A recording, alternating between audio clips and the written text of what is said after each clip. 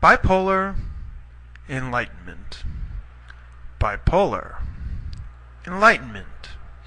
Could it be possible that these two experiences, which are thought of as so different from each other, could actually, on a sensory level, be the same thing? At first you may think this is impossible, but when you take a closer look at both experiences, what you'll see is they both start with the same event, a collapse of the ego. So, whether you're a Buddhist monk who gets there after meditating for 20 years, or you're a 19-year-old kid in Chicago who gets hit by it walking through a shopping mall, either way, you're going to have this deeply spiritual experience. And when I say spiritual, what I really mean is mystical. So, to illustrate my point, now I'm going to take you through a series of sensory experiences that are common to both the person going through an experience of enlightenment and the person going through a bipolar manic crisis, otherwise known as a schizophrenic crack-up. To illustrate my point, I'm going to be using the work of my favorite artist, Salvador Dali, who I'm sure you will agree, if he were alive today, would be heavily medicated by his parents. Well, the first thing that often happens in a bipolar manic crisis, and is also known to happen in different forms of enlightenment like Kundalini awakening, is you have this incredible surge of high energy. That's the first thing that hits you. As we described in detail in the previous video of this series, the cause of this surge in energy is that there is an ego collapse and the soul is set free for the first time. For me personally, the deepest mystic sensory experience that I had was this sense of oneness with everything. You lose the separation between you and your body and everything else, to the point where you just feel like you are everything and everything is you, as if you're in a big dream. You feel as if you have accessed a deeper level of reality, and with that there's this deeper level of understanding of who we are and what we're doing here on Earth.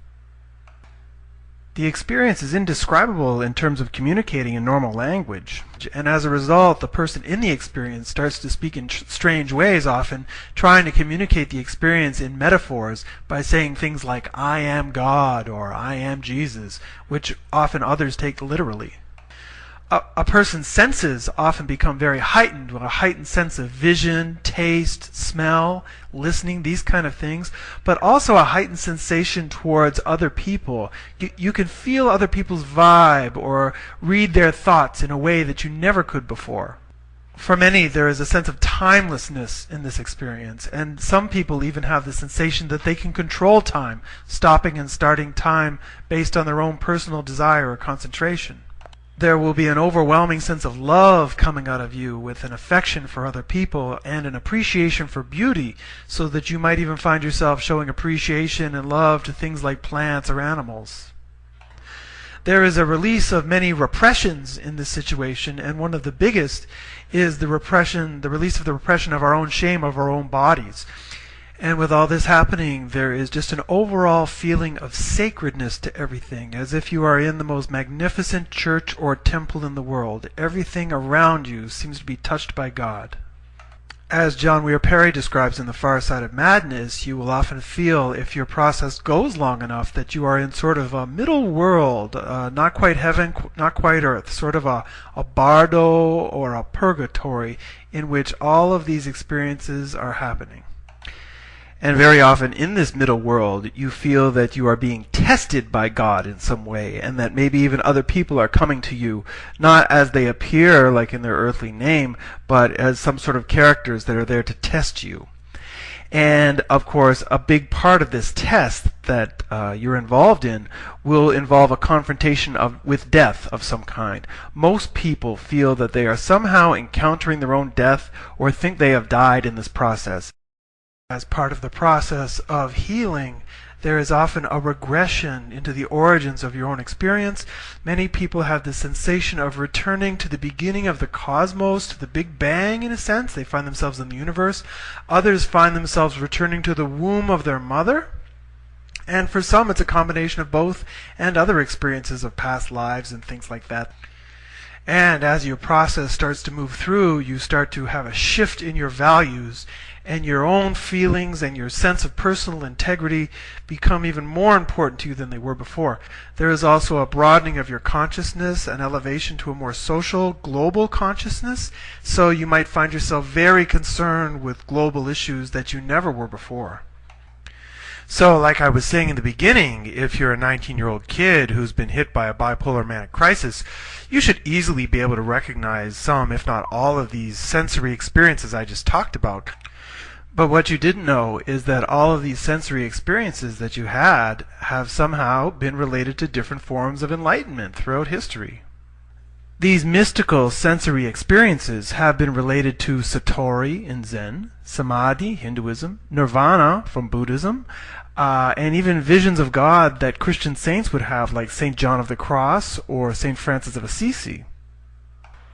And in the West, this has been recognized by a number of psychologists and psychiatrists as well, sort of leading-edge people. Stan Grof referred to these sensory experiences as related to a spiritual emergency, which is recognized in DSM-4, that big book of mental illness. Ken Wilber refers to a variety of different mystic experiences, and all of these would be related to what he calls nature mysticism.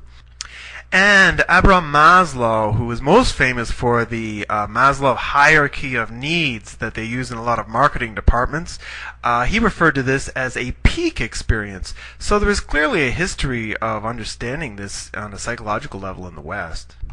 However, what is enlightenment or a mystic experience in the mainstream today? Well, according to science and psychiatry and our apparently modern society, well, enlightenment is insanity. It's a bipolar manic crisis. It's a schizophrenic crack-up. It doesn't exist. It is a complete breakdown of rational thought caused by a brain damage or a chemical imbalance of some kind in your brain. It has no value to your life whatsoever and is to be stopped and suppressed and drugged at all costs. So now what I want to do in part 2 of this video is go back to those sensory experiences one by one and show how the symptoms that you display based on those sensory experiences are interpreted by others in such a negative way, how they judge you so harshly because of your behavior in that sensory world, and how in the end this basically ruins any opportunity for enlightenment and most of the time keeps you on drugs for your entire life.